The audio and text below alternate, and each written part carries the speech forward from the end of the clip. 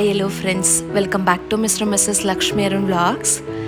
ಎಲ್ಲರೂ ತುಂಬಾ ಚೆನ್ನಾಗಿದ್ದೀರಾ ಅಂತ ಭಾವಿಸ್ತಾ ಈ ವ್ಲಾಗ್ನ ಶುರು ಮಾಡ್ತಿದ್ದೀನಿ. ಇವತ್ತು ನಾನು ನಿಮ್ಮ ಜೊತೆ ನನ್ನ ವೀನಿಂಗ್ ಜರ್ನಿ ಮತ್ತು ಎಕ್ಸ್ಪೀರಿಯನ್ಸ್ ಬಗ್ಗೆ ಶೇರ್ ಮಾಡ್ಕೊಳ್ತಾ ಇದ್ದೀನಿ. ನನ್ನ ಮಗನಿಗೆ ಈಗ 1 ವರ್ಷ 11 ತಿಂಗಳು.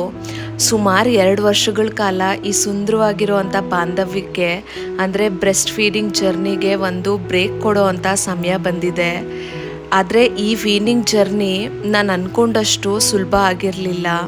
ಸೀರಿಯಸ್ಲಿ ಮಕ್ಕಳಿಗೆ ಎದೆ ಹಾಲು ಕೊಡೋವಾಗ ನಾವು ಅಂದ್ಕೊಳ್ತಾ ಇರ್ತೀವಿ ಯಾವಾಗಲೂ ಮೂಡ್ ಸ್ವಿಂಗ್ಸ್ ಇರುತ್ತೆ ಮತ್ತು ಮಗುನ ಎನಿ ಟೈಮ್ ನಾವೇ ಕೇರ್ ಮಾಡಬೇಕು ಅಂತ ಆಗಾಗ ಇರಿಟೇಷನ್ಸ್ ಬರುತ್ತೆ. ಬಟ್ ಆದರೆ ಮಗುಗೆ ಹಾಲು ಉಣಿಸೋದನ್ನು ಸ್ಟಾಪ್ ಮಾಡೋ ಅಂಥ ಟೈಮ್ಗೆ ಅಂದರೆ ವೀನಿಂಗ್ ಟೈಮ್ಗೆ ನಮಗೆ ತುಂಬಾ ಸ್ಟ್ರೆಸ್ಫುಲ್ ಆಗುತ್ತೆ ಮತ್ತು ಎಮೋಷ್ನಲ್ ಬ್ರೇಕೌಟ್ ಆಗೋಗ್ಬಿಡ್ತೀವಿ ನಾವು. ಸೀರಿಯಸ್ಲಿ ನನ್ನ ಮಗನಿಗೆ ಹಾಲು ನಾನು ಸ್ಟಾಪ್ ಮಾಡೋದಕ್ಕೆ ಇಷ್ಟನೇ ಇರಲಿಲ್ಲ.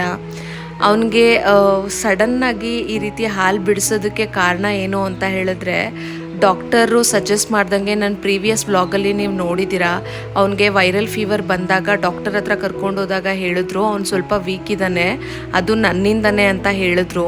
ಯಾಕೆ ಅಂತ ಹೇಳಿದ್ರೆ 1 year 11 months ಆದರೂ ಇನ್ನೂ ನೀವು ಬ್ರೆಸ್ಟ್ ಫೀಡ್ ಮಾಡ್ತಿದ್ದೀರಾ, ಸೊ ಮಾಡಬೇಡಿ, ಕಂಪ್ಲೀಟ್ಲಿ ಸಾಲಿಡ್ಸೇ ಕೊಡಿ ಅಂತ ಹೇಳಿದ್ರು. ಸೊ ಹಿಮೋಗ್ಲೋಬಿನು ಮತ್ತು ಕ್ಯಾಲ್ಶಿಯಮ್ ಎಲ್ಲ ಕಡಿಮೆ ಆಗುತ್ತಂತೆ. ಸೊ ಅದರಿಂದ 1 year 5 months ಇಲ್ಲಾಂದರೆ 1 year 8 monthsವರೆಗೂ ಬ್ರೆಸ್ಟ್ ಫೀಡ್ ಮಾಡಿದ್ರೆ ಸಾಕು, ಅದ್ರ ಮೇಲೆ ಮಕ್ಕಳಿಗೆ ಕಂಪ್ಲೀಟ್ಲಿ ಸಾಲಿಡ್ಸು ಸ್ಟಾರ್ಟ್ ಮಾಡಬೇಕು ಅಂತ ಹೇಳಿದ್ರು. ಸೊ ಹೇಗೋ ನನ್ನನ್ನೇ ನಾನು ಕನ್ವಿನ್ಸ್ ಮಾಡಿಕೊಂಡು ಡಾಕ್ಟರ್ ಕೊಟ್ಟಿರುವಂಥ ಈ ಮೆಡಿಸನ್ನ ನಾನು ಯೂಸ್ ಮಾಡಿದೆ. ಟ್ರಸ್ಟ್ ಮೀ, ನಾನು ಕಂಪ್ಲೀಟ್ಲಿ ಪ್ರಿಪೇರ್ ಆಗಿರಲಿಲ್ಲ. ಮಗು ಪೂರ್ತಿಯಾಗಿ ಹುಷಾರಾಗಲಿ, ಜ್ವರ ಎಲ್ಲ ಹೋಗಲಿ, ಆಮೇಲೆ ಯೂಸ್ ಮಾಡೋಣ ಅಂತ ಹೇಳಿ ನಾನು ಈ ಮೆಡಿಸನ್ನ ಪಾಪು ಹುಷಾರಾದ್ಮೇಲೆ ಯೂಸ್ ಮಾಡಿದೆ. ಇದು ಒಂದು ಗೋರಂಟಿ ಥರ ಕಾಣಿಸುತ್ತೆ ನೋಡೋದಕ್ಕೆ ಮೇಲೆ. ನೇಲ್ ಪಾಲಿಶಿಗೆ ಯಾವ ರೀತಿ ಬ್ರಷ್ ಇರುತ್ತೋ ಸೊ ಅದೇ ರೀತಿ ಬ್ರಷ್ ಇರುತ್ತೆ. ನಾವು ಯಾವಾಗ ಬ್ರೆಸ್ಟ್ ಫೀಡ್ನ ಸ್ಟಾಪ್ ಮಾಡೋದಕ್ಕೆ ಪ್ರಿಪೇರ್ ಆಗಿರ್ತೀವಲ್ಲ, ಸೊ ಆಗ ನಾವು ಜಸ್ಟು 1 ಅಪ್ಲಿಕೇಶನ್ ಅಷ್ಟೇ, ಒಂದೇ ಒಂದು ಸತಿ ನಾವು ಹಚ್ಚಿದ್ರೆ ನಿಪ್ಪಲ್ ಮೇಲೆ ಇದನ್ನು, ಮಕ್ಕಳು ಟ್ರಸ್ಟ್ ಮೀ ಇದಿರೋ ಅಂಥ ಕಸರೆಗೆ ಮತ್ತೆ ಇನ್ನೊಂದು ಸತಿ ನಮ್ಮ ಹತ್ರಕ್ಕೆ ಬರೋದೇ ಇಲ್ಲ. ಎಷ್ಟೋ ಜನ ಹೇಳಿದ್ದಾರೆ, ನಾನು ಹಾಲು ಬಿಡಿಸೋದಕ್ಕೆ ಮೊದಲೇನೆ ಅಮ್ಮ ಆಗಿರಲಿ, ನಮ್ಮ ಅಕ್ಕ ಆಗಿರಲಿ, ನನ್ನ ಫ್ರೆಂಡ್ ಅವ್ರ ಅಮ್ಮ ಆಗಿರಲಿ, ಎಲ್ಲರೂ ಹೇಳಿದರು ಮಕ್ಕಳಿಗೆ ಹಾಲು ಬಿಡಿಸ್ಬೇಕು ಅಂತ ಹೇಳಿದ್ರೆ ಎಷ್ಟೋ ಕಹಿ ಇರೋ ಅಂಥ ಬೇವಿನ ಸೊಪ್ಪು ಮತ್ತು ಹಾಗಲಕಾಯಿ ಮತ್ತು ಕುಂಕುಮ ಏನೇನೋ ಯೂಸ್ ಮಾಡಿ ಟ್ರೈ ಮಾಡಿದ್ರಂತೆ ಬಿಡಿಸೋದಕ್ಕೆ. ಬಟ್ ಮಕ್ಕಳು ಒರೆಸ್ಬಿಟ್ಟು ಮತ್ತೆ ಕುಡಿತಾರೆ ಅಂತ ಹೇಳಿದ್ರಲ್ವ. ಸೊ ನನ್ನ ತಲೆಯಲ್ಲಿ ಅದಿತ್ತು, ಮೇ ಬಿ ನನ್ನ ಪುಟಾಣಿನೂ ಹಾಗೆ ಮಾಡ್ತಾನೇನೋ ಅಂತ.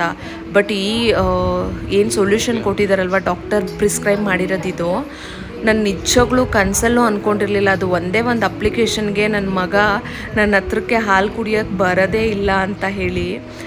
ಡಬ್ಬು ಅಲ್ವಾ, ಅದಕ್ಕೆ ಮಮ್ಮು ಖುಷಿಯಲ್ಲ. ಓಕೆನಾ, ಇವತ್ತು ಕತೆ ಹೇಳ್ತೀನಿ, ಹಂಗೆ ಪಚ್ಚೋಬೇಕು. ಗುಡ್ ಬಾಯ್ ಅಲ್ವಾ ನೀನು? ನಾನು ಜಸ್ಟು ಟ್ರೈ ಮಾಡೋಣ ಹುಷಾರಾಗಿದ್ದಾನಲ್ವಾ ಅಂತ ಸುಮ್ಮನೆ ಹಚ್ಕೊಂಡೆ. ಬಟ್ ಅದು ಒಂದೇ ಒಂದು ಸತಿ ಪಾಪು ಹಾಲು ಕುಡಿಯೋಕ್ಕೆ ಬಂದ್ಬಿಟ್ಟು ಪಾಪ ಹತ್ಕೊಂಡೇ ಹೋಗ್ಬಿಟ್ಟ. ಅವ್ನು ಅಳವಾಗ ನನಗೆ ತುಂಬ ಅಳು ಬಂದ್ಬಿಡ್ತು, ಕಂಟ್ರೋಲ್ ಮಾಡೋದಕ್ಕಾಗಿಲ್ಲ. ಯಾಕೆ ಅಂತ ಹೇಳಿದ್ರೆ ಯಾವಾಗಲೂ ಸಂತೋಷವಾಗಿ ಹಾಲು ಕುಡಿತಾ ಇದ್ದಿದ್ದು ಮಗು ಆ ರೀತಿ ಹತ್ಕೊಂಡು ಹೋಗುತ್ತಲ್ಲ, ಆಗ ತುಂಬಾ ದುಃಖ ಆಗುತ್ತೆ. ಆಮೇಲೆ ನಾನು ಪದೇ ಎಷ್ಟೇ ಸತಿ ಕರೆದ್ರೂ ಕೂಡ ಅವನೇ ಬರಲ್ಲ ಅಂತ ಹೇಳ್ಬಿಟ್ಟ. ಅಂದರೆ ಅದು ಮೇ ಬಿ ತುಂಬಾ ಬಿಟ್ಟರ್ ಟೇಸ್ಟ್ ಇತ್ತು. ಏನಾಯಿತು ಅಂತ ಹೇಳಿದ್ರೆ ಅದು 2 to 3 days ಆದ್ರೂ ನಾವು ವಾಶ್ ಮಾಡಿದ್ರೂ ಹೋಗೋದಿಲ್ಲ, ಅಷ್ಟು ಏನದು ಕಸರೆ ಹಾಗೆ ಸ್ಟೇ ಆಗುತ್ತೆ ಅಲ್ಲೇನೇನೆ. ನಾವು ನಿಜವಾಗ್ಲೂ 10 ಸತಿ ವಾಶ್ ಮಾಡಿದ್ರೂ ಸರಿ ಅದು ಹೋಗೋದಿಲ್ಲ. ಸೊ ಅದಕ್ಕೆ ಮಕ್ಕಳಿಗೆ ಮತ್ತೆ ಹಾಲು ಕುಡಿಬೇಕು ಅಂತ ಅನ್ಸೋದಿಲ್ಲ. ಜಸ್ಟು ಒಂದೇ ಸತಿ ನಾನು ಅಪ್ಲೈ ಮಾಡಿದ್ದು, ಮತ್ತೆ ನಾನು ಅಪ್ಲೈನೇ ಮಾಡಲಿಲ್ಲ. ನೀವು ಊಹೆ ಮಾಡ್ಕೊಳ್ಳಿ ಇದು ಇನ್ನೆಷ್ಟು ಕಸರೆ ಇರ್ಬೋದು ಅಂತ. ಸೊ ಮಕ್ಕಳಿಗೆ ಇಷ್ಟನೇ ಆಗೋದಿಲ್ಲ, ಕಂಪ್ಲೀಟ್ಲಿ ಸ್ಟಾಪ್ ಮಾಡಿಬಿಡ್ತಾರೆ. ನೀವು ಯಾವ್ಯಾವ್ದೋ ಟ್ರಿಕ್ಸ್ನ ಫಾಲೋ ಮಾಡಿ ಮಕ್ಕಳು ಹಾಲು ಮತ್ತೆ ಒರೆಸಿ ಕುಡಿತಿದ್ದಾರೆ, ಮತ್ತು ನೀವು ಕೂಡ ಪಿಸ್ಡ್ ಆಫ್ ಆಗಿದ್ದೀರಾ ಅಂತ ಹೇಳಿದ್ರೆ ಇದು ಒಂದು ಬೆಸ್ಟ್ ಸೊಲ್ಯೂಷನ್ ಅಂತಲೇ ಹೇಳ್ಬೋದು. ಬಟ್ ಇದನ್ನು ಯೂಸ್ ಮಾಡೋದಕ್ಕೆ ಮೊದಲು ನನ್ನ ಎಕ್ಸ್ಪೀರಿಯನ್ಸ್ನ ಕೇಳಿ. ಯಾಕೆ ಅಂತ ಹೇಳಿದ್ರೆ ನಾನು ಗ್ರ್ಯಾಜುವಲ್ ಆಗಿ ಸ್ಟಾಪ್ ಮಾಡೋಣ, ಗ್ರ್ಯಾಜುವಲ್ ವೀನಿಂಗನ್ನು ಅಡಾಪ್ಟ್ ಮಾಡಿಕೊಂಡು ನಿಧಾನಕ್ಕೆ ನಿಲ್ಲಿಸೋಣ ಹಾಲನ್ನ ಅಂತ ಅಂದ್ಕೊಂಡಿದ್ದು. ಬಟ್ ಇದು ಒಂದು ಟೈಮ್ ಅಪ್ಲೈ ಮಾಡಿದ್ದಕ್ಕೆ ಸ್ಟಾಪ್ ಆಗೋಯ್ತಲ್ವಾ, ಅಂದರೆ ಅವನು ಹಾಲು ಕುಡಿಯೋದು ಸ್ಟಾಪ್ ಮಾಡಿಬಿಟ್ಟ. ಮಕ್ಕಳು ಆ ಥರ ಸಡನ್ನಾಗಿ ಹಾಲು ಕುಡಿಯೋದು ನಿಲ್ಲಿಸ್ಬಿಟ್ರೆ ಏನಾಗುತ್ತಂದರೆ ನಾವು ವರ್ಷ ಪೂರ್ತಿ ಹಾಲು ಕುಡಿಸ್ತಾನೆ ಇದ್ದಿರ್ತೀವಿ. ಒಂದು ದಿನಕ್ಕೆ 10 ಸತಿ ಹಾಲು ಕುಡಿಸ್ತಾ ಇರ್ತೀವಿ. ಸೊ ಅದಾದಮೇಲೆ ಗ್ರ್ಯಾಜುವಲಿ ನಾನು ಕೂಡ ಸ್ಟಾಪ್ ಮಾಡಿದೆ. ಯಾಕಂದರೆ ಸಾಲಿಡ್ಸು ಸ್ಟಾರ್ಟ್ ಮಾಡಿದ್ಮೇಲೆ ನಮ್ಮ ಪುಟಾಣಿಗೆ ಬೆಳಗ್ಗೆ ಒಂದು ಸತಿ ಮತ್ತು ಹೆಂಗಿದ್ರು ಆಫೀಸ್ಗೆ ಹೋಗೋಕೆ ಮೊದಲು ಸ್ವಲ್ಪ ಕುಡಿಸ್ಬಿಟ್ಟು ಹೋಗ್ತಿದ್ದೆ, ಮತ್ತೆ ಮಧ್ಯಾಹ್ನ ಬಂದು ಕುಡಿಸ್ತಾ ಇದ್ದೆ. ಅದಾದಮೇಲೆ ಮತ್ತೆ ಈವ್ನಿಂಗ್ ಟೈಮ್ಸೂ ಅಷ್ಟೇ ತುಂಬ ಕಡಿಮೆ ಆಗೋಗ್ಬಿಟ್ಟಿತ್ತು. ನೈಟ್ ಹೊತ್ತು ಮಾತ್ರ ತುಂಬ ಜಾಸ್ತಿ ಹಾಲು ಕುಡಿತಿದ್ದ ಅವನು. ಯಾಕೆ ಅಂತ ಹೇಳಿದ್ರೆ ನಿದ್ದೆ ಬರ್ತಿರ್ಲಿಲ್ಲ ಅವನಿಗೆ. ಅವ್ನಿಗೆ ನಿದ್ದೆ ಬರಬೇಕು ಅಂತ ಹೇಳಿದ್ರೆ ಅವನು ಹಾಲು ಕುಡಿತಾನೆ ನಿದ್ದೆ ಮಾಡ್ತಿದ್ದ. ಸೊ ಆಲ್ಮೋಸ್ಟ್ ಓವರ್ ನೈಟು ತುಂಬ ಅಂದರೆ ತುಂಬ ಅವರು ಹಾಲು ಕುಡಿದ್ಬಿಟ್ಟೆ ನಿದ್ದೆ ಮಾಡ್ತಿದ್ದಿದ್ದು, ಮತ್ತು ಮಧ್ಯೆ ಎದ್ದು ಹಾಲು ಕುಡಿತಿದ್ದ. ಸೊ ಮಾರ್ನಿಂಗ್ ಟೈಮ್ಸ್ ಹೆಂಗೋ ನಾನು ಗ್ರ್ಯಾಜುವಲಿ ಸ್ಟಾಪ್ ಮಾಡಿಬಿಟ್ಟಿದ್ದೆ. ಮಾರ್ನಿಂಗ್ ಟೈಮ್ಸು ಊಟ ಮಾಡ್ಕೊಳ್ತಿದ್ದ. ಅವ್ನಿಗೇನಿದೆ ಅವನು ಊಟ ತಿನ್ನಿಸ್ಬಿಟ್ಟು ಅದಾದಮೇಲೆ ಸುಮ್ಮನೆ ಒಂದು ಸ್ವಲ್ಪ ಹೊತ್ತು ಫೀಡ್ ಮಾಡಿಬಿಟ್ಟು ನಾನು ಆಫೀಸ್ ಕೆಲ್ಸಕ್ಕೆ ಬಂದುಬಿಡ್ತಿದ್ದೆ. ಇನ್ನು ಈವ್ನಿಂಗ್ ಏನೇನೆ ನಾನು ಹೋದಾಗ ಅವನು ಫೀಡ್ ಕೇಳ್ತಿದ್ದ. ಸೊ ಅದು ಜಸ್ಟು 5 ಮಿನಿಟ್ಸ್ 10 ಮಿನಿಟ್ಸ್ ಅಷ್ಟೇನೆ. ತುಂಬ ಲಾಂಗ್ ಫೀಡ್ ತೊಗೊಳ್ತಾ ಇರಲಿಲ್ಲ. ನೈಟ್ ಹೊತ್ತು ಮಾತ್ರನೇ ಹಾಲು ಇಲ್ಲದೆ ಅವ್ನು ನಿದ್ದೆನೇ ಮಾಡ್ತಾ ಇರಲಿಲ್ಲ. ನನಗದೊಂದೇ ತುಂಬ ಚಿಂತೆ ಆಗೋಗಿದ್ದಿತ್ತು. ಯಾಕಂದರೆ ಊಟ ಎಲ್ಲ ತುಂಬ ಚೆನ್ನಾಗಿ ತಿಂತಿದ್ದ ಅವನು. ಜಸ್ಟು ಆಟ ಆಡುವಾಗ ಸ್ವಲ್ಪ ಹೊತ್ತು ಬಂದು ಕೂತ್ಕೊಂಡು ಹಾಲು ಕುಡಿತಿದ್ದ. ಬಟ್ ನೈಟ್ ಹೊತ್ತು ಹೆಂಗಪ್ಪ ಅವನ್ನ ನಿದ್ದೆ ಮಾಡಿಸೋದು ಅನ್ನೋದೊಂದು ದೊಡ್ಡ ಚಿಂತೆ ಆಗಿದ್ದಿದ್ದು ನನಗೆ. ಆಮೇಲೆ ಟಾಟಾಯ್ಸ್ ಇತ್ತಂತೆ ಅಮ್ಮ, ಅದು 2 ರೇಸಿಗೆ ಹೋದ್ವಂತೆ. ರೇಸಿಗೆ ಹೋದ್ರೆ ಟಾಟಾಯ್ಸು ನಿಧಾನಕ್ಕೆ ಹೋಗ್ತಿತ್ತಂತೆ.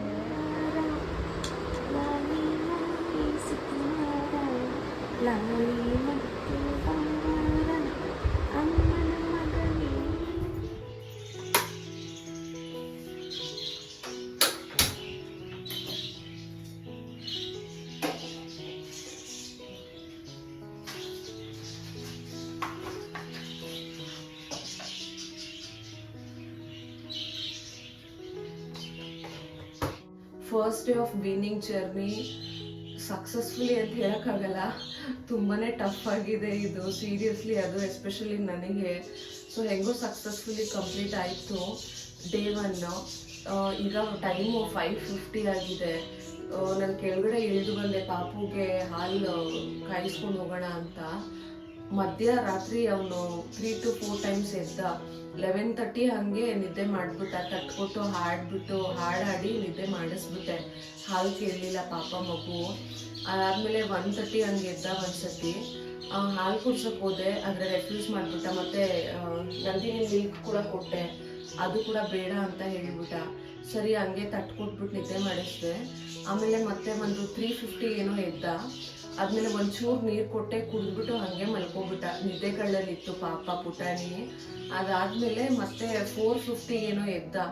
4:50 ಎದ್ಮೇಲೆ ನನ್ನ ಹತ್ರ ಹಾಲು ಕುಡಿಯೋಕೆ ಬಂದ.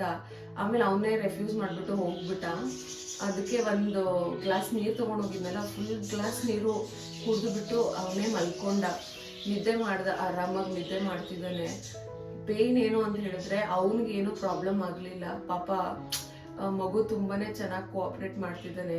ನಾನೇ ಸ್ವಲ್ಪ ಎಮೋಷ್ನಲಿ ಬ್ರೇಕ್ಔಟ್ ಆಗ್ಬಿಟ್ಟೆ. ಅಂದ್ರೆ ತಾಯಂದ್ರಿಗೆ ಅದೊಂದು ಫೀಲ್ ಇರುತ್ತಲ್ವಾ, ಫಸ್ಟ್ ಡೇ ಆಗಿದ್ರಿಂದ ಅಯ್ಯೋ ಮಗು ಹಾಲು ಕೇಳ್ತಿದ್ದಾನೆ, ಮತ್ತೆ ಆ ಲ್ಯಾಚಿಂಗ್ ಮಾಡ್ತಾ ಇರ್ತಾರಲ್ವಾ, ಎಕ್ಸ್ಪ್ರೆಷನ್ ಫೀಲ್ ಗೊತ್ತಾಗುತ್ತೆ ನಮಗೆ. ಸೊ ಆವಾಗ ಕೊಟ್ಬಿಡೋಣ ಅಂತ ಅನ್ನಿಸ್ತು. ತಾಯಿ ಮನಸ್ಸು ಕೇಳಲ್ಲ. ಆದ್ಮೇಲೆ ಸೋಲ್ಬಾರ್ದು ಅಂತ ಹೇಳ್ಬಿಟ್ಟು ಸುಮ್ಮನಾದೆ. ಒಂದ್ಸತಿ ಕೊಟ್ಟು ಕೂಡ ನೋಡಿದೆ, ಬೇಡ ಅಂತ ಹೇಳ್ಬಿಟ್ಟ ಮಗು. ಒಂಥರ ತುಂಬಾನೇ ಎಮೋಷ್ನಲ್ ಆಗಿದೆ ಈ ಮೂಮೆಂಟ್ಸು.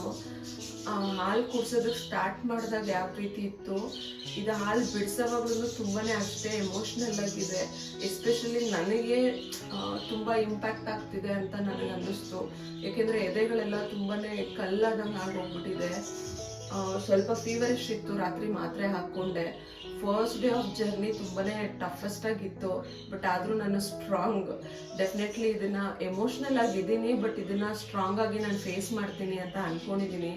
ನೋಡೋಣ ಇನ್ನು ನೆಕ್ಸ್ಟ್ 1 ವೀಕಲ್ಲೆಲ್ಲ ರೆಡಿ ಆಗುತ್ತೆ ಅಂತ ಅನ್ಕೊಂಡಿದ್ದೀನಿ, ಹೇಗೆ ಹೋಗುತ್ತೆ ಅನ್ನೋದನ್ನ.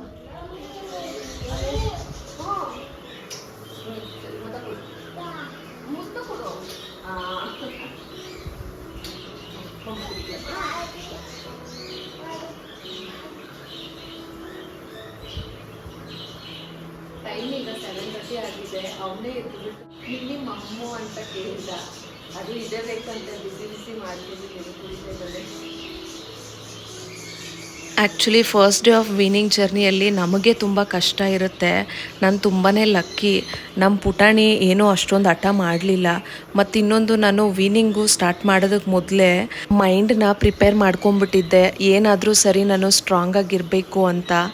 ಮತ್ತು ಲಾಸ್ಟು ಒಂದು ಸತಿ ಆ ಸೊಲ್ಯೂಷನ್ನ ಅಪ್ಲೈ ಮಾಡ್ಕೊಳ್ಳೋದಕ್ಕೆ ಮೊದಲು ನನಗನ್ನಿಸ್ತು ಏನೋ ಒಂಥರ ಮಗುಗೆ ಹಾಲು ಕುಡಿಸ್ಬಿಡೋಣ ಒಂದು ಸತಿ, ಆಮೇಲೆ ಹಾಲು ಕಂಪ್ಲೀಟ್ಲಿ ಬಿಟ್ಬಿಟ್ರೆ ಹೆಂಗಪ್ಪ ಅಂತ ಅವನ್ನ ಬಾಚಿ ತಬ್ಕೊಂಡು ಹಾಲು ಕುಡಿಸ್ಬಿಟ್ಟು ಅವನ ಹತ್ರ ಎಮೋಷ್ನಲಾಗಿ ಅಳ್ತಾನೆ ಮಾತಾಡ್ತಿದ್ದೆ ನಾನು. ಅಂದರೆ ಈ ಜನ್ಮಕ್ಕೆ ಇದೇ ಲಾಸ್ಟ್ ಫೀಡ್ ಇರ್ಬೋದು, ಈ ಜನ್ಮಕ್ಕೆ ನಾನು ನಿನಗೆ ಕೊಡ್ತಾರೋ ಅಂತ ಇದೆ ಲಾಸ್ಟ್ ಫೀಡು, ನೀನು ನನ್ನ ಹತ್ರ ತಗೊಳ್ತಾರೋ ಅಂತ ಲಾಸ್ಟ್ ಫೀಡ್ ಇದೆ ಅಂತ. ನನಗೆ ತುಂಬ ಬೇಜಾರಾಗೋಯ್ತು ಆಗ. ಇದು ಹೇಳೋವಾಗಲೂ ನಾನು ತುಂಬಾ ಎಮೋಷ್ನಲಿ ಬ್ರೇಕೌಟ್ ಆಗ್ತಿದ್ದೀನಿ. ಯಾಕೆ ಅಂತ ಹೇಳಿದ್ರೆ, ಮಗು ಯಾವಾಗಲೂ 2 ವರ್ಷದಿಂದ ಹಾಲು ಕುಡಿಯೋಕ್ಕೆ ಬಂದಾಗ ತೊಡೆ ಮೇಲೆ ಕೂತ್ಕೊಂಡು ಆ ಐ ಟು ಐ ಕನೆಕ್ಟ್ ಇತ್ತಲ್ವ, ಅದನ್ನು ತುಂಬಾ ಮಿಸ್ ಮಾಡ್ಕೊಳ್ತೀನಿ ನಾನು. ಸಾರಿ, ನಾನು ತುಂಬಾ ಎಮೋಷ್ನಲ್ ಆಗಿ ಹೋಗ್ತಾಯಿದ್ದೀನಿ. ಇದನ್ನು ಹೇಳೋವಾಗಲೇ ನಾನು ತುಂಬಾ ಬ್ರೇಕೌಟ್ ಆಗಿಬಿಡ್ತಾಯಿದ್ದೀನಿ. ಅಂದರೆ ನೀವು ನೆನೆಸ್ಕೊಳ್ಳಿ ಯಾವ ರೀತಿ ಒಂದು ತಾಯಿಗೂ ಮಗುಗೂ ಬಾಂಡ್ ಇರುತ್ತೆ ಅಂತ. ಅಂದರೆ ಮಗು ಹುಟ್ಟಿದ ಕ್ಷಣದಿಂದನೂ ಅವ್ನು ನನ್ನ ಕೈಗೆ ಕೊಟ್ಟಾಗಿಂದನೂ, ಈ ವೀನಿಂಗ್ ಜರ್ನಿ ಸ್ಟಾರ್ಟ್ ಮಾಡೋದಕ್ಕೆ ಮೊದಲಿಂದನೂ, ಅಂದರೆ ಈ 1 ವರ್ಷ 11 ತಿಂಗಳ ಕಾಲ ಆ ಹಾಲು ಕುಡ್ಸೋವಾಗ ಯಾವಾಗಲೂ ಅಷ್ಟೇ ಅವನು ನನ್ನ ಹತ್ರ ಕಣ್ಣಲ್ಲಿ ಕಣ್ಣಿಟ್ಟು ನೋಡೋದಾಗಿರಲಿ, ಅಥವಾ ಮಗು ನನ್ನ ಕೂದಲಲ್ಲಿ ಆಟ ಆಡೋದು ಮತ್ತು ಓದಿಯೋದು, ಅವ್ರು ನಮ್ಮನ್ನು ಯಾವಾಗಲೂ ಮುಟ್ತಾ ಮತ್ತು ಏನೋ ಒಂಥರ ನಗ್ನಗ್ತಾ ಹಾಲು ಕುಡಿತಾ ಇರ್ತಾರಲ್ವ, ಆ ಕನೆಕ್ಷನ್ ಎಲ್ಲ ದೂರ ಆಗುತ್ತಲ್ವ ಅಂತ ಏನೋ ಒಂಥರ ಬೇಜಾರು ಮತ್ತು ನೋವು. ಅದು ತಾಯಂದ್ರೆ ಏನಾದರೂ ಈ ವಿಡಿಯೋನ ನೋಡ್ತಿದ್ರೆ ನನ್ನ ಎಮೋಷನ್ನು ಕರೆಕ್ಟಾ ಇಲ್ವಾ ಅನ್ನೋದನ್ನು ನೀವು ಕಮೆಂಟ್ ಮೂಲಕ ತಿಳಿಸಿ. ನನಗನ್ನಿಸ್ತಿದೆ ಎಲ್ಲ ತಾಯಂದ್ರಿಗೂ ಈ ರೀತಿ ಫೀಲ್ ಆಗಿರುತ್ತೆ ಬಹುಶಃ. ಅಂದರೆ 9 ತಿಂಗಳು ನಮ್ಮ ಹೊಟ್ಟೆಯಲ್ಲೇ ಗರ್ಭದಲ್ಲಿ ಬೆಚ್ಚಗಿದ್ದು, ಆಮೇಲೆ ಮುದ್ದಾಗಿ ನಗ್ತಾ ನಮ್ಮ ಕೈಗೆ ಬಂದು ಸೇರೋದು. ಆವಾಗ ನಾವು ಫಸ್ಟು ಬ್ರೆಸ್ಟ್ ಫೀಡ್ ಮಾಡೋವಾಗ ನಮ್ಗೆ ಯಾವ ರೀತಿ ಫೀಲ್ ಆಗುತ್ತೆ. 2 ವರ್ಷಗಳ ಕಾಲ ಕಂಟಿನ್ಯೂಸ್ಲಿ, ಅಂದರೆ 1 ವರ್ಷ 11 ತಿಂಗಳು ನನ್ನ ಹಾಲು ಉಣಿಸಿದ್ದೀನಿ. ಸೊ ಆಗ ಎಲ್ಲ ಚೆರಿಷ್ ಮಾಡಿರೋ ಅಂಥ ಒಂದು ಬ್ಯೂಟಿಫುಲ್ ಮೂಮೆಂಟ್ಸ್ನ ಸಡನ್ನಾಗಿ ಗಿವ್ ಅಪ್ ಮಾಡಬೇಕು ಅಂದಾಗ ಮನಸ್ಸಿಗೆ ತುಂಬಾ ನೋವಾಗುತ್ತೆ. ಆ್ಯಕ್ಚುಲಿ ನಾನು ನನ್ನ ಭಾವನೆಗಳನ್ನ ಕಂಟ್ರೋಲ್ ಮಾಡ್ಕೋಬೇಕು ಅಂತ ಅಂದ್ಕೊಳ್ತಾ ಇದ್ದೀನಿ, ಆಗ್ತಿಲ್ಲ. ಡೇ 2 ಆಫ್ ವೀನಿಂಗ್ ಜರ್ನಿ ಸ್ವಲ್ಪ ಓಕೆ ಇತ್ತು. ಅಂದರೆ ನೆನ್ನೆಗಿಂತ ಅಷ್ಟೊಂದೇನು ಡಿಫಿಕಲ್ಟ್ ಇರಲಿಲ್ಲ. ಆ್ಯಕ್ಚುಲಿ ನನ್ನ ಪಾಪುಯಿಂದ ಏನೂ ಪ್ರಾಬ್ಲಮ್ ಆಗ್ತಿಲ್ಲ. ನಮ್ಮ ಪುಟಾಣಿ ಏನು ಮಾಡ್ತಿದ್ದಾನೆ, ಫೀಡಿಂಗು ಕಂಪ್ಲೀಟ್ಲಿ ತಗೊಳ್ತಾನೆ ಇಲ್ಲ. ಅವನಿಗೆ ಇಷ್ಟನೇ ಆಗ್ತಿಲ್ಲ. ಏಕೆಂದರೆ ಡಾಕ್ಟರ್ ಕೊಟ್ಟಿದ್ದ ಸೊಲ್ಯೂಷನ್ ಒಂದ್ಸತಿ ಹಾಕಿದ್ನಲ್ಲ, ಅದಾದಮೇಲೆ ಅವ್ನು ಬಾಯೇ ಇಡೋದಕ್ಕೆ ಬರ್ತಿಲ್ಲ. ನಾನೇ ಕರೆದ್ರೂ ಕೂಡ ಓಡೋಗ್ತಿದ್ದಾನೆ. ಆದರೆ ನನಗೆ ಆ್ಯಕ್ಚುಲಿ ಪ್ರಾಬ್ಲಮ್ ಆಗ್ತಿರೋದು, ತುಂಬ ಎದೆ ಎಲ್ಲ ಜಾಸ್ತಿ ಕಟ್ಕೊಂಡು ರೆಡ್ನೆಸ್ ಎಲ್ಲ ಆಗೋಗ್ಬಿಟ್ಟಿದೆ, ಸ್ಕಿನ್ ಇರಿಟೇಷನ್ನು ಆಗೋಗ್ಬಿಟ್ಟಿತ್ತು. ನಿಜವಾಗ್ಲೂ ಮಲ್ಕೊಳ್ಳೋದಕ್ಕೂ ಆಗ್ತಿಲ್ಲ, ಅಷ್ಟು ಡಿಸ್ಕಂಫರ್ಟ್ ಇದೆ. ಇವತ್ತು ಅಪಾಯಿಂಟ್ಮೆಂಟ್ ತಗೊಂಡಿದ್ದೀನಿ ಗೈನಕಾಲಜಿಸ್ಟ್ ಹತ್ರ, ನೋಡಬೇಕು ಏನಂತಾರೆ ಅಂತ. ಇನ್ನು ನಮ್ಮ ಪುಟಾಣಿ ಡೇ 2 ಆಫ್ ವೀನಿಂಗ್ ಅಲ್ಲಿ ಅಷ್ಟೊಂದು ಸತಿ ಎದ್ದೊಳ್ಳಿಲ್ಲ. ನಿನ್ನೆ ಕಂಪೇರ್ ಮಾಡಿದ್ರೆ ಇವತ್ತು, ಮೊನ್ನೆ ಕಂಪೇರ್ ಮಾಡಿದ್ರೆ ನಿನ್ನೆ ಜಸ್ಟ್ 2 ಟೈಮ್ಸ್ ಎದ್ದ ಅಷ್ಟೇನೆ. ಎದ್ಬಿಟ್ಟು ಹಾಲು ಕೊಟ್ಟೆ ಬೇಡ ಅಂತ ಹೇಳ್ಬಿಟ್ಟ. ಸೊ ಅದಕ್ಕೆ ನಿನ್ನೆ ತಗೊಂಡೋಗಿದ್ದ ಹಾಲು ಕಂಪ್ಲೀಟ್ಲಿ ಹಾಗೆ ಇದೆ. 1 ಲೋಟ ಫುಲ್ಲು, ಒಂಚೂರು ಕುಡ್ದಿಲ್ಲ ಅವನು. ನಿದ್ದೆ ಮಾಡೋದಕ್ಕೆ ಮೊದಲು ಕುಡಿಸಿದ್ದೆ 1 ಲೋಟ ಹಾಲು, ಅದು ಕುಡ್ದಿದ್ದ. ಅದಾದ್ಮೇಲೆ ಕುಡ್ದೇ ಇಲ್ಲ. ಮಧ್ಯ ನೀರು ಕೇಳ್ತಿದ್ದಾನೆ ಅವನು, ಜಿಜಿ ಬೇಕು ಅಂತ. ಸೊ ನೀರು ಕುಡಿದ್ಬಿಟ್ಟು ಆಮೇಲೆ ಮಲ್ಕೊಂಡ್ಬಿಡ್ತಿದ್ದಾನೆ. ಅವನೇ ಎದ್ದು ನೀರು ಕುಡಿದ್ಬಿಟ್ಟು ಕೂತ್ಕೊಂಡು ಆಮೇಲೆ ಪಟ್ಟಂತ ಹಂಗೆ ನಿದ್ದೆಗೆ ಹೋಗ್ಬಿಡ್ತಿದ್ದಾನೆ. ಸೊ ಅದೊಂಥರ ಏನೇನದು ಮುದ್ದು ಅನಿಸುತ್ತೆ ಪಾಪ ಪುಟಾಣಿ. ಹಾಲು ಕೇಳ್ತಾನೆ ಸಮ್ಟೈಮ್ಸು, ಆ ಸಕ್ಕಿಂಗ್ ರಿಫ್ಲೆಕ್ಸು ಗೊತ್ತಾಗುತ್ತೆ. ಸೊ ಆಗ ನಾನೇ ಹಾಲು ಕೊಡೋದಕ್ಕೆ ಹೋದ್ರೂ ಪಟ್ಟಂತ ತಿರ್ಕೊಂಡ್ಬಿಡ್ತಿದ್ದಾನೆ. ಸೊ ಈಗ 6 ಗಂಟೆ ಆಗಿದೆ, ಬಂದು ಹಾಲು ಇಟ್ಟಿದ್ದೀನಿ. ಸೊ ಅವನು ಎದ್ದಿದ ತಕ್ಷಣ ಹಾಲು ಕುಡಿಸ್ಬಿಟ್ಟು ಆಮೇಲೆ ನೆಕ್ಸ್ಟ್ ಕೆಲಸ ನೋಡಬೇಕು. ಇನ್ನು ಎದೆ ಹಾಲು ಬಿಡಿಸೋವಾಗ ತಾಯಂದ್ರಿಗೆ ತುಂಬ ಅಂದರೆ ತುಂಬಾ ನೋವಾಗುತ್ತೆ. ಎದೆಯಲ್ಲಿ ಬಿಕ್ತ ಜಾಸ್ತಿ ಆಗುತ್ತಲ್ವ, ಮತ್ತು ಹಾಲು ಕಟ್ಕೊಂಡು ಎದೆ ನೋವು ಜಾಸ್ತಿ ಆಗೋದು ಮತ್ತು ಜ್ವರ ಬರೋದು ಆ ರೀತಿ ಎಲ್ಲ ಆಗುತ್ತೆ. ಇದರಿಂದ ಹೊರ್ಗಡೆ ಬರೋದಕ್ಕೆ ನಾನು ಯೂಸ್ ಮಾಡಿದ ಟಿಪ್ಸ್ ಏನು ಅಂತ ಹೇಳಿದ್ರೆ, ನಾವು ಕೋಲ್ಡ್ ಕಂಪ್ರೆಸ್ ಕೊಡಬೇಕು ಅಂದರೆ ಐಸ್ ಕ್ಯೂಬ್ಸ್ನ ಕಾಟನ್ ಕ್ಲಾತ್ ಒಳಗಡೆ ಹಾಕಿ ಬ್ರೆಸ್ಟ್ ಮೇಲೆ ನಾವು ಕಂಪ್ರೆಷನ್ ಕೊಡೋದ್ರಿಂದ ನಮಗೆ ಸ್ವಲ್ಪ ತಣ್ಣಗಾಗಿರೋವಂಥ ಫೀಲಿಂಗ್ ಇರುತ್ತೆ, ಮತ್ತು ಬೇಗ ಹಾಲು ಕಟ್ಕೊಳ್ಳೋದಿಲ್ಲ. ಮತ್ತು ಇನ್ನೂ ಏನು ಅಂತ ಹೇಳಿದ್ರೆ ಹ್ಯಾಂಡ್ ಎಕ್ಸ್ಪ್ರೆಸ್ ಮಾಡಬೇಕು, ಅಂದರೆ ಫ್ಯೂ ಅವರ್ಸ್ ಒನ್ಸು ಎದೆ ಬಿಗಿ ಆದಾಗ ಕೈಯಿಂದನೇ ಎಕ್ಸ್ಪ್ರೆಸ್ ಮಾಡಿ ಹಾಲನ್ನ ಹೊರಗಡೆ ತೆಗಿಬೇಕು. ಇನ್ನು ನಾನು ವೀನಿಂಗ್ ಜರ್ನಿ ಸ್ಟಾರ್ಟ್ ಮಾಡಿದ ಫಸ್ಟ್ ಡೇನೇನೆ ಒಂದು ಆಲ್ಮೋಸ್ಟು 2 ಸತಿ ಸ್ನಾನ ಮಾಡಿದೆ, ಮತ್ತು ಸೆಕೆಂಡ್ ಡೇಯಿಂದ 3 ಟೈಮ್ಸು ಸ್ನಾನ ಮಾಡೋದಕ್ಕೆ ಶುರು ಮಾಡಿದೆ. ನಮಗೆ ಉಗುರು ಬೆಚ್ಚಗೆ ಇರೋವಂಥ ನೀರಲ್ಲಿ ಸ್ನಾನ ಮಾಡಬೇಕು. ತುಂಬಾ ಬಿಸಿ ನೀರಲ್ಲಿ ಸ್ನಾನ ಮಾಡಿದ್ರೆ ಮತ್ತೆ ಇನ್ನೂ ಹಾಲು ಜಾಸ್ತಿ ಉತ್ಪತ್ತಿ ಆಗುತ್ತೆ. ಸೊ ಪ್ಲೀಸ್ ಮೇಕ್ ಶೋರ್ ನಾವು ಸ್ವಲ್ಪ ತಣ್ಣಗಿರೋವಂಥ ನೀರಲ್ಲಿ ಸ್ನಾನ ಮಾಡಿ. ಮತ್ತು ಇನ್ನೇನು ಮಾಡ್ಬೋದು ಅಂತ ಹೇಳಿದ್ರೆ, ಎಲೆಕೋಸನ್ನ ನಾವು ಫ್ರಿಜ್ಜಲ್ಲಿಟ್ಟು ಎದೆ ಮೇಲೆ ಇರಿಸ್ಕೊಳ್ಳೋದ್ರಿಂದ ನೋವು ಮತ್ತು ಬಿಗ್ತನ ಕಡಿಮೆ ಮಾಡುತ್ತೆ. ಆದರೆ ಇದರಿಂದ ನನಗೆ ಅಲರ್ಜಿ ಆಗೋಯ್ತು. ಇವತ್ತು ವೀನಿಂಗ್ ಜರ್ನಿಯಲ್ಲಿ 3rd ನೈಟು ಪಾಪು ಹಾಲು ನಂದಿನಿ ಹಾಲು ಕುಡ್ದಿದ್ದಾನೆ. ಇನ್ನೂ ನಾನು ಫೀಡ್ ಮಾಡ್ತಾಯಿಲ್ಲ, ಅವನು ನನ್ನ ಫೀಡ್ ತಗೊಳ್ತಾ ಇಲ್ಲ. ಬಟ್ ಇವಾಗ ಅವನಿಗೆ ಹಾಡೆಲ್ಲ ಹೇಳಿ ಕತೆ ಎಲ್ಲ ಹೇಳಿ ಮಲಗಿಸ್ತೀನಲ್ಲ, ಈ ಜರ್ನಿ ಒಂಥರ ತುಂಬ ಚೆನ್ನಾಗಿದೆ. ಒಂದು ಹಾಫ್ ಆನ್ ಅವರ್ 1 ಅವರ್ ಆಗುತ್ತೆ ಮಲಗಿಸೋದಕ್ಕೆ. ಹಾಂ ಸರಿ, ಹಾಡು ಹೇಳಕ್ಕಂದ. ಡ್ಯಾಡ ಬರ್ತಾರೆ, ಮಲ್ಕೋ. ಕಣ್ಣು ಮುಚ್ಕೋಬೇಕು. ಕಣ್ಣು ಮುಚ್ಕೊಳ್ಳಿ ಕಂದ. ಮಲಗೆ ಮಲಗೆ ಗುಪ್ಪಿ ಮರಿ ಕೊಡಿಸುವೆ ನಿನಗೆ ತುತ್ತೂರಿ ಮನೆ ದೇವರಾಣಿ ನೆರಳಾಗುತ್ತೀನಿ. ಅರರು ಆರಿರರು ಅರರು ಆರಿರರು ಅರರು ಆರಿರರು ಅರರು ಆರಿರರು. ಆ್ಯಕ್ಚುಲಿ ಎಲೆಕೋಸನ್ನ ಬಳಸ್ಕೊಂಡು ನಾವು ಎದೆನ ಬಿಗಿಯಾಗಿರುತ್ತಲ್ವ ಅದು ಮತ್ತು ನೋವನ್ನ ಕಮ್ಮಿ ಮಾಡ್ಕೊಳ್ಳೋದಕ್ಕೆ ಇದು ಸಹಾಯ ಮಾಡುತ್ತೆ, ಮತ್ತು ಹಾಲು ಉತ್ಪತ್ತಿ ಮಾಡೋದನ್ನು ಕಡಿಮೆ ಮಾಡುತ್ತೆ. ಎಲೆಕೋಸಿನ ವಾಸನೆ ಇದೆಯಲ್ಲ, ಅದು ಬ್ರೆಸ್ಟ್ ಮೇಲೆ ಬೀಳೋದ್ರಿಂದ ಹಾಲು ಉತ್ಪತ್ತಿ ಕಡಿಮೆ ಆಗುತ್ತೆ. ಸೊ ಇದು ಒಂದು ನ್ಯಾಚುರಲ್ ರೆಮಿಡಿ ಕೂಡ. ಯಾಕೆ ಸುಮಾರು ಜನಕ್ಕೆ ಇದು ಸೆನ್ಸಿಟಿವ್ ಸ್ಕಿನ್ಗೆ ರಿಯಾಕ್ಟ್ ಆಗುತ್ತೆ ಅಂತ ಹೇಳಿದ್ರೆ, ಎಲೆಕೋಸಲ್ಲಿ ತುಂಬಾ ಕೆಮಿಕಲ್ಸ್ ಎಲ್ಲ ಬಳಸಿ ಏನಾದರೂ ಅದನ್ನು ಬೆಳೆಸಿದ್ರೆ ಅದನ್ನು ನಮ್ಮ ಸ್ಕಿನ್ಗೆ ಕಾಂಟ್ಯಾಕ್ಟ್ ಮಾಡಿದಾಗ ಆದಷ್ಟು ಬೇಗ ರೆಡ್ನೆಸ್ ಆಗಿಬಿಡುತ್ತೆ. ನನಗೂ ಅದೇ ಥರನೇ ರಿಯಾಕ್ಷನ್ ಆಗಿದ್ದು, ಕಂಪ್ಲೀಟ್ ಬ್ರೆಸ್ಟು ಫುಲ್ಲು ರೆಡ್ನೆಸ್ ಆಗೋಗ್ಬಿಟ್ಟಿತ್ತು ಮತ್ತು ಇಚ್ಚಿನೆಸ್ ಆಗಿಬಿಡುತ್ತೆ. ಸೊ ಆ ಥರ ಏನಾದರೂ ನಿಮ್ಗೆ ಆಯಿತು ಅಂತ ಹೇಳಿದ್ರೆ ಸ್ಟಾಪ್ ಮಾಡಿಬಿಡಿ. ಆ ರೀತಿ ಆಗ್ತಿಲ್ಲ ಅಂತ ಹೇಳಿದ್ರೆ ಸೊ 2 ಅವರ್ಸ್ ಒನ್ಸು ಈ ಥರ ತಣ್ಣಗಿರುವಂಥ ಎಲೆಕೋಸಿನ ಎಲೆಗಳನ್ನ ಎದೆ ಮೇಲೆ ಬಳಸ್ಕೊಳ್ಳೋದ್ರಿಂದ ಆದಷ್ಟು ಬೇಗ ನೀವು ವೀನಿಂಗಲ್ಲಿ ಆ ಗಡ್ಡೆಗಳೆಲ್ಲ ಆಗಿದೆಯಲ್ಲ ಅದನ್ನು ಕಡಿಮೆ ಮಾಡ್ಕೊಳ್ಳೋದಕ್ಕೆ ಹೆಲ್ಪ್ ಆಗುತ್ತೆ. ಈ ಟಿಪ್ಪು ಸುಮಾರು ವರ್ಷಗಳಿಂದ ಬಳಸ್ಕೊಂಡು ಬಂದಿದ್ದಾರೆ, ತುಂಬಾ ಸಹಾಯಕಾರಿ ಕೂಡ. ಬಟ್ ಪರ್ಸನ್ ಟು ಪರ್ಸನ್ನು ಇದು ಚೇಂಜ್ ಆಗ್ಬೋದು. ನಿಮ್ಮ ಸ್ಕಿನ್ನಿಗೆ ಯಾವ ರೀತಿ ರಿಯಾಕ್ಟ್ ಆಗುತ್ತೆ ಅಂತ ನೋಡಿಕೊಂಡು ಬಳಸೋದು ಒಳ್ಳೆಯದು. 3 ಆಫ್ ವೀನಿಂಗ್ ಜರ್ನಿ ಈಸಿಯಾಗೇ ಇತ್ತು. ನಮ್ಮ ಪುಟಾಣಿ ಮಲ್ಕೊಳ್ಳೋಕೆ ಒಂದು ಹಾಫ್ ಆನ್ ಅವರ್ ತೊಗೊಂಡ ಅಷ್ಟೇನೆ. ಅದಾದಮೇಲೆ ನಿನ್ನೆ ಅವನು ಎದ್ದಿದ್ದು 12:40 ಒಂದ್ಸತಿ ಎದ್ದ, 3:50 ಒಂದ್ಸತಿ ಎದ್ದ, ಅದಾದಮೇಲೆ 5:30 ಎದ್ದ. 3 ಸತಿನೂ ಅಷ್ಟೇ ಅವನಿಗೆ ಹಾಲೇ ಬೇಕಾಗಿತ್ತು. ಮೊನ್ನೆ ಹಾಲು ಬೇಡ ನೀರು ಬೇಕು ಅಂತ ಕುಡ್ಕೊಂಡ, ನಿನ್ನೆ ಬರೀ ಹಾಲೇ ಕೇಳ್ದ. ಆಮೇಲೆ ಲಾಸ್ಟಲ್ಲಿ 6:15 ಎದ್ದ ಅಲ್ವಾ, ಆಗ ಹಾಲೇ ಖಾಲಿಯಾಗಿ ಹೋಗ್ಬಿಟ್ಟಿತ್ತು. ಕೆಳಗಡೆ ಬಂದು ಕಾಯಿಸ್ಕೊಂಡು ಕೊಡೋಣ ಅನ್ನೋಷ್ಟೊತ್ತಿಗೆ ಮತ್ತೆ ನಿದ್ದೆ ಎಳಿತಿತ್ತು ಅವನಿಗೆ. ಸರಿ ನೀರೇ ಕುಡಿಸ್ಬಿಟ್ಟು ಮಲಗಿಸ್ದೆ. ನನಗಂತೂ ಹೋಲ್ ನೈಟ್ ನಿದ್ದೆನೇ ಇಲ್ಲ ಸೀರಿಯಸ್ಲಿ. ನಮ್ಮ ಪುಟಾಣಿ ಅಂತೂ ತುಂಬ ಚೆನ್ನಾಗಿ ಕೋಆಪ್ರೇಟ್ ಮಾಡ್ತಿದ್ದಾನೆ. ಬಟ್ ನನಗೇನಾಗ್ತಿದೆ ಅಂತ ಹೇಳಿದ್ರೆ ಬ್ರೆಸ್ಟ್ ಪೇಯ್ನು ತುಂಬ ಜಾಸ್ತಿ ಆಗೋಗಿದೆ. ಆ ರೆಡ್ನೆಸ್ಸು ಮೊನ್ನೆ ಇತ್ತಲ್ಲ ಅದು ಸ್ವಲ್ಪ ಕಡಿಮೆ ಆಗಿದೆ. ಬಟ್ ಆ ಲಂಪ್ಸ್ ಆಗಿದೆ ಅಲ್ವಾ ಗಡ್ಡೆಗಳು, ಅದು ತುಂಬ ಟೈಟಾಗಿ ಪೇಯ್ನ್ ಆಗ್ತಾ ಇದೆ. ನೆನ್ನೆ ಡಾಕ್ಟರ್ ಹತ್ರ ಹೋಗಲಿಲ್ಲ. ಅಮ್ಮ ಹೇಳಿದ್ರು ಇದೆಲ್ಲ ಯೂಶ್ವಲ್ ಏನೇನೆ, ನೀನು ತಡ್ಕೋ, ಇನ್ನೊಂದು 4 ದಿವಸದಲ್ಲಿ ಸರಿ ಹೋಗುತ್ತೆ ಅಂದರು. ಸರಿ ಇನ್ಯಾಕೆ ಹೋಗೋದು ಅಂತ ಹೇಳ್ಬಿಟ್ಟು ಮನೇಲಿ ನೆನೆ ಡೋಲೋ ಒಂದು ಹಾಕ್ಕೊಂಡೆ. ತುಂಬ ಆಗ್ತಾ ಇರಲಿಲ್ಲ ನನಗೆ. ಜ್ವರ ಮತ್ತು ಚಳಿ ಜ್ವರ ಬಂದರೆ ಮಾತ್ರ ಡಾಕ್ಟರ್ ಹತ್ರ ಹೋಗಬೇಕು ಅಂತ ಹೇಳಿದ್ರಲ್ವಾ. ಸೊ ಇನ್ಫೆಕ್ಷನ್ ಏನೂ ಇಲ್ವಲ್ಲ, ಯಾಕೆ ಹೋಗೋದು ಅಂತ ಹೇಳ್ಬಿಟ್ಟು ಸುಮ್ಮನೆ ಆಗ್ಬಿಟ್ಟೆ. ಬಟ್ ಹೋಲ್ ನೈಟು ನಿದ್ದೆನೇ ಬರಲಿಲ್ಲ ಸರಿಯಾಗಿ ನನಗೆ.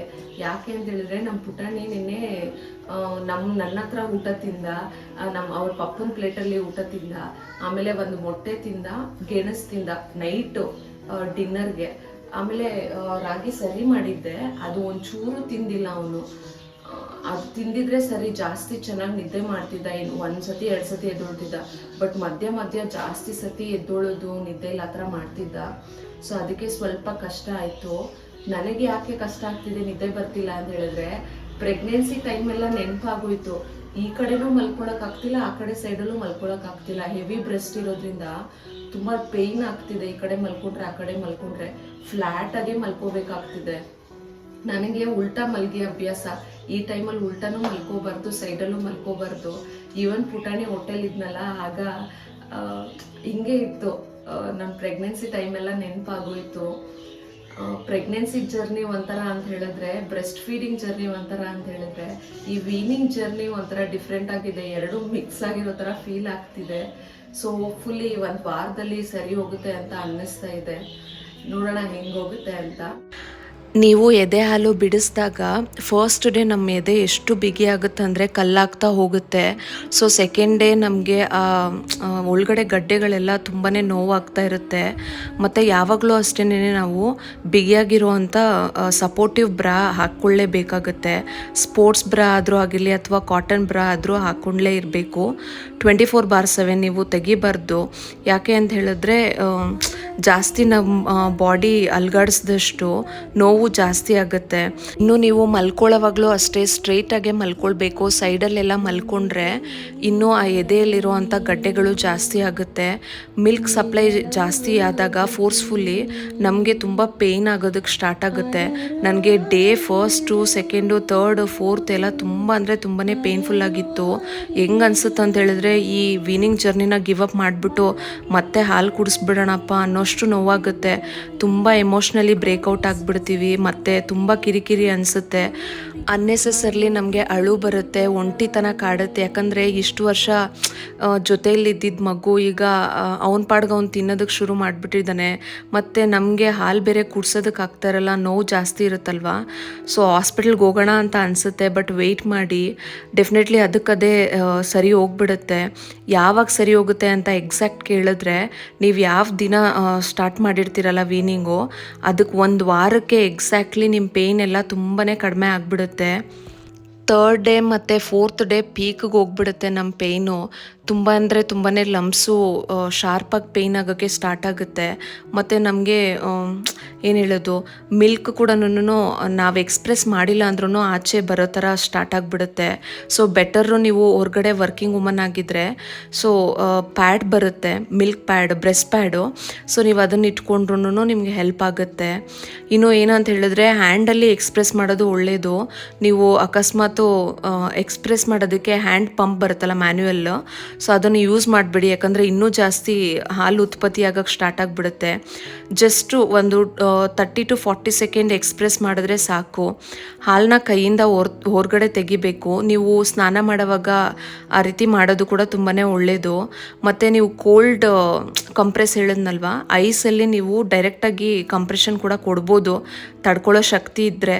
ಇಲ್ಲ ಅಂತ ಹೇಳಿದ್ರೆ ನೀವು ಕಾಟನ್ ಬಟ್ಟೆಯಲ್ಲಿ ಹಾಕಿ ಒತ್ತಡ ಕೊಡೋದು ತುಂಬಾ ಒಳ್ಳೆಯದು. ಅಕಸ್ಮಾತ್ ನಿಮ್ಗೇನಾದರೂ ಅತಿಯಾಗಿರೋ ಅಂಥ ಜ್ವರ ಮತ್ತು ಚಳಿ ಬಂತು ಅಂತ ಹೇಳಿದ್ರೆ, ಡೆಫಿನೆಟ್ಲಿ ನೀವು ಡಾಕ್ಟರ್ನ ಕನ್ಸಲ್ಟ್ ಮಾಡಬೇಕು. ಡ್ಯೂರಿಂಗ್ ವೀನಿಂಗ್ ಬಂದು ನಮಗೆ ಮ್ಯಾಸ್ಟಿಸ್ ಅನ್ನೋ ಒಂದು ಇನ್ಫೆಕ್ಷನ್ ಕಾಡುತ್ತೆ. ಎದೆಯಲ್ಲಿ ಹಾಲು ಗಂಟು ಕಟ್ಕೊಂಡು ಅದರಲ್ಲಿ ಬ್ಯಾಕ್ಟೀರಿಯಾ ಮತ್ತು ಸೋಂಕುಗಳೆಲ್ಲ ಆಗಿ ನಮಗೆ ಜಾಸ್ತಿ ಪೇಯ್ನ್ ಆಗೋದು, ಉರಿ ಊತ ಆಗೋದು ಮತ್ತು ಜ್ವರ ಕಾಣಿಸ್ಕೊಳ್ಳೋದಾಗುತ್ತೆ. ಸೊ ಇಂಥ ಟೈಮಲ್ಲಿ ನೀವು ಡಾಕ್ಟರ್ನ ಡೆಫಿನೆಟ್ಲಿ ಕನ್ಸಲ್ಟ್ ಮಾಡಬೇಕು. ಈ ರೀತಿಯೆಲ್ಲ ಆಗಬಾರ್ದು ಅಂತ ಹೇಳಿದ್ರೆ, ನಾನು ಹೇಳಿದ್ನಲ್ವ ಸಣ್ಣ ಟಿಪ್ಸು, ಅದನ್ನು ಫಾಲೋ ಮಾಡಿ. ನನಗೆ ಎಕ್ಸಾಕ್ಟ್ಲಿ ನಾನು ವೆನ್ಸ್ಡೇ ವೀನಿಂಗ್ ಸ್ಟಾರ್ಟ್ ಮಾಡಿದ್ದು 1 ವಾರಕ್ಕೆ. ನೆಕ್ಸ್ಟ್ ವೆನ್ಸ್ಡೇ ಕಂಪ್ಲೀಟ್ಲಿ ನನ್ನ ಬ್ರೆಸ್ಟು ನಾರ್ಮಲ್ ಪೊಸಿಷನ್ಗೆ ಬಂತು. ಆ ಗಂಟುಗಳೆಲ್ಲ ಕಡಿಮೆ ಆಗಿ ಪೇಯ್ನ್ ಎಲ್ಲ ತುಂಬಾ ಕಡಿಮೆ ಆಗಿತ್ತು. ಸೊ ನಾರ್ಮಲಾಗಿ ಫೀಲ್ ಮಾಡಿಕೊಂಡೆ. 8 ಅಥವಾ 9ನೇ ದಿನ ಬಂದು ನೀವು ಯೂಶ್ವಲಿ ಫಸ್ಟು ನಿಮ್ಮ ನಾರ್ಮಲ್ ಬಾಡಿ ಯಾವ ರೀತಿ ಇತ್ತು ಅಲ್ಲ ಅದಕ್ಕೆ ರಿಟರ್ನ್ ಆಗಿಬಿಡ್ತೀರಾ. ಸೊ ಆಗ ನಿಮ್ಗೊಂಥರ ಮೈಂಡು ಫ್ರೀ ಆಗುತ್ತೆ ಮತ್ತು ಬಾಡಿನೂ ರಿಲ್ಯಾಕ್ಸ್ಡಾಗಿ ಫೀಲ್ ಆಗುತ್ತೆ. ಈ ವೀನಿಂಗ್ ಜರ್ನಿಯಲ್ಲಿ ನಾವು ತಾಯಂದಿರು ತುಂಬಾ ಸ್ಟ್ರಾಂಗಾಗಿರಬೇಕು, ಗಿವ್ ಅಪ್ ಮಾಡಬೇಡಿ. ಮಕ್ಕಳೇನಾದರೂ ಹತ್ರ ನಮಗೇನೂ ಒಂಥರ ಎಮೋಷ್ನಲಿ ಇಂಬ್ಯಾಲೆನ್ಸ್ ಆಗುತ್ತೆ. ಸೊ ಆಗ ಕೂಡ ಅಷ್ಟೇ ಆಟೋಮೆಟಿಕಲಿ ಹಾಲು ಉತ್ಪತ್ತಿಯಾಗಕ್ಕೆ ಸ್ಟಾರ್ಟ್ ಆಗುತ್ತೆ. ಅದು ನನಗೆ ಫೀಲ್ ಆಯಿತು. ಸೊ ಮಗುನ ಅಳ್ದಿರಂಗೆ ನೋಡ್ಕೊಳ್ಳಿ. ನಾನು ನಮ್ಮ ಪುಟಾಣಿಗೆ ಒಂಥರ ಲೋನ್ಲಿನೆಸ್ ಕಾಡ್ದಿರಂಗೆ ಅವನ ಹಾಲು ಕೇಳಬೇಕು ಅಂತ ಅನ್ನಿಸ್ಬಾರ್ದು. ಆ ಥರ ಯಾವಾಗಲೂ ಆಟಾಡಿಕೊಂಡು ಅವನ ಹತ್ರ ಜಾಸ್ತಿ ಟೈಮ್ ಸ್ಪೆಂಡ್ ಮಾಡಿದೆ.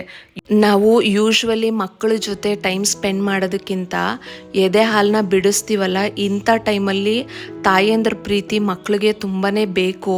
ಯಾಕೆ ಅಂದರೆ ಅವ್ರಿಗೆ ಒಂಟಿತನ ಕಾಡಬಾರ್ದು, ನಮ್ಮಮ್ಮ ನಮ್ಮನ್ನು ದೂರ ತಳ್ತಿದ್ದಾರೆ ಅಂತ. ಆ ಥರ ಏನಾದರೂ ಫೀಲ್ ಆದ್ರೇ ಮಕ್ಕಳು ಜಾಸ್ತಿ ಹಠ ಮಾಡೋದು, ಅಳೋದು ಮಾಡ್ತಾರೆ. ಸೊ ಅದಕ್ಕೆ ನಾನು ಜಾಸ್ತಿ ಅವನ ಜೊತೆ ಆಟಾಡೋದು, ಕತೆ ಹೇಳೋದು, ಮತ್ತು ಅವನ ಜೊತೆಲಿ ಕೂತ್ಕೊಂಡು ಟಾಯ್ಸ್ ಜೊತೆ ಎಲ್ಲ ಆಟಾಡೋದು, ಇಂಟ್ರ್ಯಾಕ್ಟಿವ್ ಆಗಿದ್ದೆ. ಸೊ ಅದರಿಂದ ಅವನು ಯಾವ ರೀತಿ ಬೇಜಾರಾಗಿರಲಿಲ್ಲ. ನಾರ್ಮಲಾಗಿ ಅವನು ಹ್ಯಾಪಿಯಾಗಿದ್ದರೆ ನಾವು ಕೂಡ ಹ್ಯಾಪಿಯಾಗಿರ್ತೀವಿ. ಸೊ ಈ ವೀನಿಂಗ್ ಜರ್ನಿ ನಮಗೆ ತುಂಬಾ ಈಸಿ ಆಗುತ್ತೆ. ಈಸಿ ಅಂತ ಹೇಳಿದ್ರೆ ಅಷ್ಟೊಂದು ಈಸಿ ಆಗಲ್ಲ. ನೀವು ತುಂಬಾ ಪ್ರಿಪೇರ್ಡ್ ಆಗಿ ಈ ವೀನಿಂಗ್ ಜರ್ನಿನ ಫೇಸ್ ಮಾಡಿದ್ರೆ ಅದಾದಮೇಲೆ ನಾರ್ಮಲಾಗಿ ನೀವು ಮತ್ತು ಪಾಪುನೂ ಅಷ್ಟೇನೆ ನಾವಿಬ್ಬರು ಒಂದು ಹೊಸ ಜರ್ನಿಗೆ ಸ್ಟೆಪ್ ಇನ್ ಮಾಡ್ತೀವಿ. ಸೊ ನೈಟೆಲ್ಲ ಎದ್ದೋಳೋದು ಮತ್ತು ಪದೇ ಪದೇ ಹಾಲು ಕುಡ್ಸೋದಾಗಲಿ, ನೀರು ಕುಡ್ಸೋದಾಗಲಿ, ಮಗು ಎಚ್ಚರಿಕೆ ಆಗೋದು ಅದೆಲ್ಲ ಆಗುತ್ತೆ. ಸೊ ನಿಧಾನವಾಗಿ ಹಾಡು ಹೇಳೋದು ಅಥವಾ ಕತೆ ಹೇಳೋದು ಈ ರೀತಿ ಮಾಡಿ ನೀವು ಯಾವಾಗಲೂ ಅವನ ಜೊತೆ ಇದ್ದೀರಾ ಅಂತ ಒಂದು ಭರವಸೆ ಕೊಟ್ಟರೆ ಮಕ್ಕಳು ತುಂಬ ಬೇಗ ಕಲಿತಾರೆ. ಈಗಿನ ಮಕ್ಕಳು ತುಂಬಾ ಶಾರ್ಪ್ ಇದ್ದಾರೆ. ಅದಕ್ಕಂತ ನಾವು ಮಕ್ಕಳನ್ನ ಪೇರೆಂಟ್ಸ್ ಹತ್ರ ಬಿಡೋದು ಅಥವಾ ದೂರ ಮಾಡೋದು ಆ ರೀತಿ ಮಾಡಿದ್ರೆ ಅವ್ರಿಗೂ ಒಂಟಿತನ ಕಾಡುತ್ತಲ್ವಾ, ಅವರು ಹೊಂದ್ಕೊಳ್ಳೋದಕ್ಕೆ ತುಂಬ ಟೈಮ್ ತಗೊಳ್ತಾರೆ. ಸೊ ಅದಕ್ಕೆ ನಮ್ಮ ಜೊತೆಲೇ ಇಟ್ಕೊಂಡು ಈ ರೀತಿ ಎಲ್ಲ ಮಾಡೋದ್ರಿಂದ ಅವ್ರಿಗೆ ಅಮ್ಮ ಯಾವಾಗಲೂ ನನ್ನ ಜೊತೆಲೇ ಇದ್ದಾಳೆ ಅಂತ ಒಂದು ಕಂಫರ್ಟ್ ಇರೋದ್ರಿಂದ ಇಬ್ಬರೂ ನಾವು ಒಂದೇ ಸತಿ ಸೆಟಲ್ ಡೌನ್ ಆಗೋದಕ್ಕೆ ಟೈಮ್ ಸಿಗುತ್ತೆ. ನಾನು ನಮ್ಮ ಪುಟಾಣಿನ ಅಮ್ಮನ ಹತ್ರನೂ ಬಿಡಲಿಲ್ಲ, ನಮ್ಮ ಮನೆಯವ್ರ ಹತ್ರನೂ ಬಿಡಲಿಲ್ಲ. ನಾನೇ ಕಂಪ್ಲೀಟ್ಲಿ ಟೇಕ್ ಕೇರ್ ಮಾಡಿಕೊಂಡು ಈ ವೀನಿಂಗ್ ಜರ್ನಿನ ಕಂಪ್ಲೀಟ್ ಮಾಡಿದೆ. ಸಕ್ಸಸ್ಫುಲಿ 10 ಡೇಸ್ ಆಯಿತು. ನಾನು ಎವ್ರಿ ಡೇ ವೀಡಿಯೋ ಮಾಡ್ತಿದ್ದರಿಂದ ನನ್ನ ಸ್ಟೋರೇಜ್ ಫುಲ್ಲಾಗಿ ಹೋಗ್ಬಿಟ್ಟಿತ್ತು.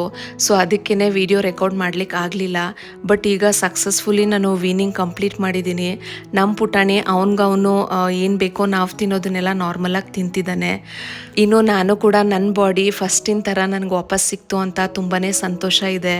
ಬಟ್ ಒಂದು ದುಃಖ ಏನು ಅಂತ ಹೇಳಿದ್ರೆ ನನ್ನ ಪುಟಾಣಿಗೆ ಹಾಲು ಕೊಡೋದು ಸ್ಟಾಪ್ ಆಯ್ತಲ್ವಾ, ಆ ಪ್ರೀತಿಯಾಗಿರೋವಂಥ ಕ್ಷಣಗಳನ್ನೆಲ್ಲ ಮಿಸ್ ಮಾಡ್ಕೋತಿದ್ದೀನಿ.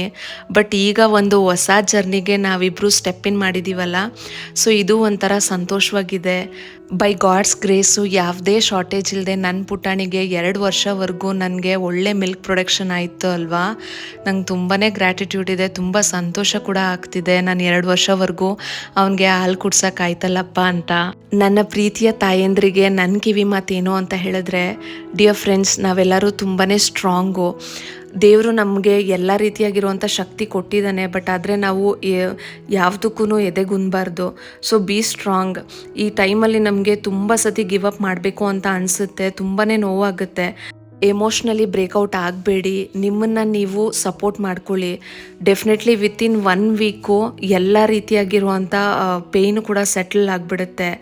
ನಿಮ್ಮ ಮಗು ಜೊತೆ ಇನ್ನೊಂದು ಹೊಸ ಜರ್ನಿನ ನೀವು ಸ್ಟಾರ್ಟ್ ಮಾಡ್ಬೋದು. ಸೊ ಡೆಫಿನೆಟ್ಲಿ ನಿಮಗೆ ಈ ವಿಡಿಯೋ ಹೆಲ್ಪ್ಫುಲ್ ಆಗಿದೆ ಅಂತ ಬಯಸ್ತೀನಿ ಫ್ರೆಂಡ್ಸ್.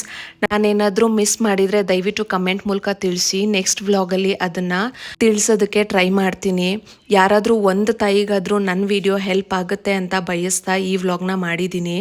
ಸೊ ಹೋಪ್ಫುಲಿ ಈ ವಿಡಿಯೋ ಮತ್ತು ಇನ್ಫಾರ್ಮೇಷನ್ನು ನಿಮಗೆ ಹೆಲ್ಪ್ಫುಲ್ ಆಗಿದೆ ಅಂತ ಬಯಸ್ತೀನಿ ಫ್ರೆಂಡ್ಸ್.